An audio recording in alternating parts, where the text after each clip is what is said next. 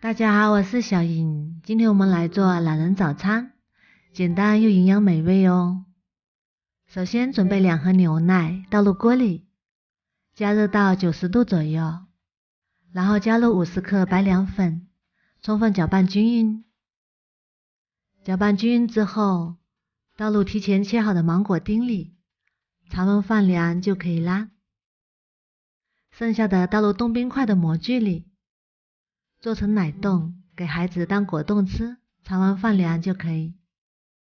再准备100克低筋面粉、20克白砂糖、4克无铝泡打粉，先搅搅匀，再加1个鸡蛋、40克玉米油、30毫升清水，充分搅拌均匀，像酸奶一样的粘稠度就可以啦。然后静置5分钟。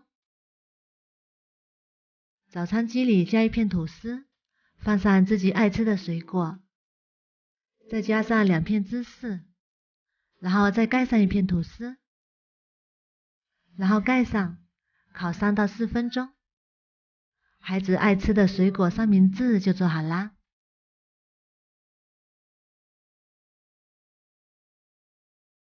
再放上1张手抓饼，然后加1片芝士，再加入1个鸡蛋，放上2块牛肉，然后把四周往中间包起来，再盖上，烤3分钟左右。哇，好香啊！然后给它翻一面，盖上，再烤2分钟左右。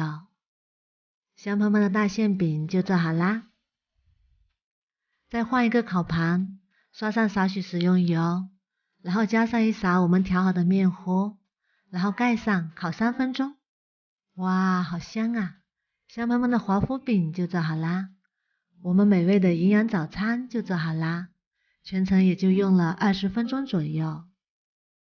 再配上1杯牛奶或者是豆浆，早餐简单又营养。孩子爱吃的果冻也放凉啦，把它取出来。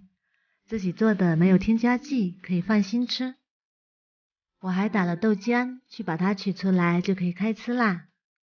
如果你喜欢也试试吧。喜欢我的视频就关注我吧，谢谢您的支持。